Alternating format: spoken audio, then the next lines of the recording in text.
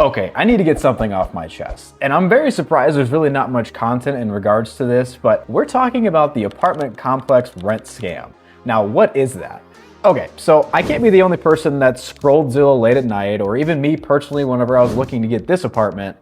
I got very enticed by just the base rent posting. Now, many of you guys might not know, but whenever you hop into just any sort of application for an apartment, they're gonna give you the base rent, right? So the amount that you're expected to pay for said rent.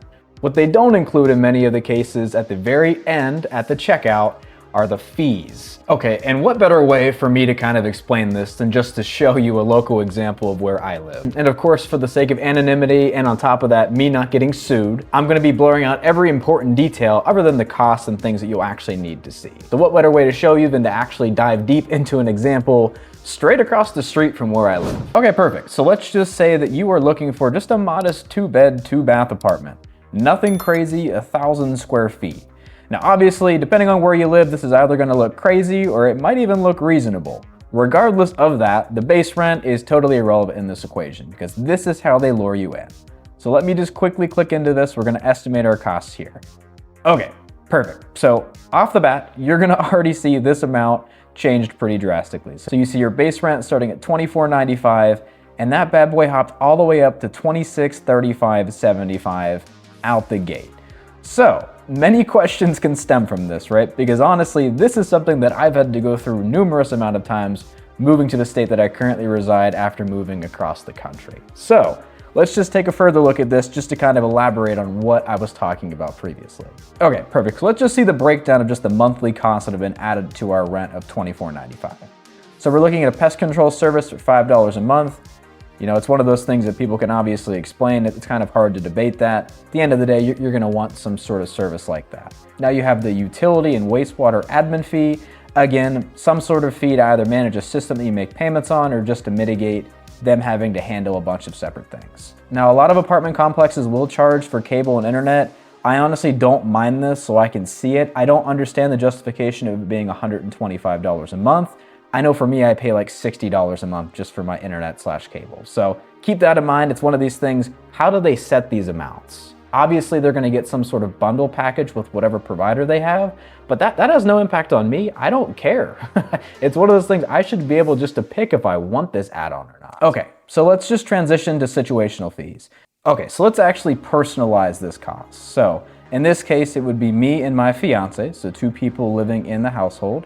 We'll scroll down to other. Now, a lot of these complexes charge this as something that's mandatory. So I will add it. I know for where I live personally, this is a charge that I have to pay every month. This one is a bit cheaper, but regardless, it's something that they force upon you. It isn't something that you usually have a choice. I don't care to have my rental history shown on my credit bureau. There's plenty of services like the Bilt card that will automatically update that regardless. This isn't something that applies to me. And then for the magic one for parking. Now for me, and again, it's gonna vary by location, but here in Arizona, a lot of these complexes do charge you for parking. So in this case, this property does have garages. So that means if you don't pay for this, and in most cases, just to kind of make this clear, it is something that is a normal charge. So here, simply put, 2 vehicles for 2 people, you'll be paying an additional $3,500 a month. Now, if you have pets, and for me, I have 4 pets, so something to keep in mind, I'm going to be adding 4 pets because I have 2 cats and 2 dogs. Now, with that being said, that usually means that you'll need to have 4 separate pet deposits for each pet. And this is under the assumption that you actually tell them you have so many pets. I know some of you don't. Okay, so that would also mean in that case, we're gonna be adding 4 separate pet rents for each of the pets. So with the monthly cost all included, let's hop back over here to see what we'll be paying for a base monthly rent that started at just shy of $2,500. So now we're at $3,200.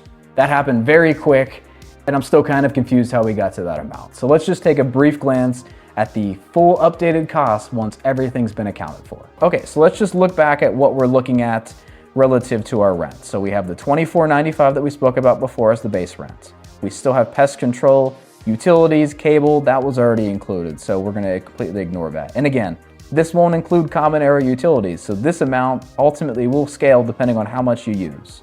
Now, let's factor in parking and garage, pet rent, all the fun stuff. So we're adding $350 a month for garage for 2 cars. Obviously, if you have less cars or more, this can certainly scale.